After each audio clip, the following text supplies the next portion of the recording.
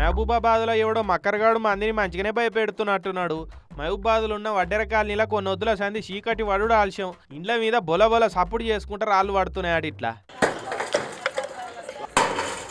పుట్టమని లెక్క ఉందా red red. ఇక ఎక్కువ రేకులు ఇండ్లే ఉండే వరకు సప్పుడు ఇంకా ఎట్లుంటది. ఇక చూడరాదు రే గులకరాళ్ళు, మట్టి బిడ్డలు, కంకర్రాళ్ళు అన్ని ఆకాశం నుంచి తోక సుక్కలు రాలిపడ్డట్టే పడుతున్నాయట రాత్రి. బయటకు వచ్చి చూస్తేనేమో పురుగు కనబడు లేదట.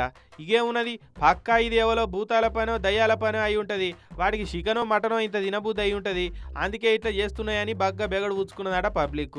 ఇంకొందరు దయ్యాలు కాదు మన కాదు ఊర్లోనే ఉన్న ఫలానా చేతబడి చేసినట్టున్నది అందుకే ఇట్లా అవుతున్నాయని ఇంకొందరు అనుకుంటున్నారట. ఇక ఇండ్ల ముంగట ఇట్లా పసుపు కుంకుమలు పూసిన కొబ్బరికాయలు కనిపించే వరకు ఎవరో మంత్రి ఇచ్చే పెడుతున్నారు, ఇంటింటికి చేతబడి చేస్తున్నారని అట్లా కొంతమంది పరిశాన్ అవుతున్నారు. ఇక రాత్రి అయితే ఎటు నుంచి రాళ్ళు వస్తాయని అగులు బుగులు అవుతున్నారట. దెయ్యాలు భూతాలని వాళ్ళు ఫిక్స్ అయిపోయారు. కానీ దయ్యాలు భూతాలు కోతులు లెక్క పెంకల మీద రాళ్ళు ఎందుకు ఇసురుతాయి? పక్కా ఎవరో కోతి పనులు చేసేటోళ్ళ పనే ఇది. జనాలను భయపెట్టేందుకు రాత్రి రాళ్ళు ఇసురుతున్నట్టున్నారు. మరి పోలీసు వాళ్ళే ఊరిలో ఓసారి రౌండ్లు కొట్టి శీతవగాళ్ళు ఎవరో దొరకబడితే మంచిగుండు.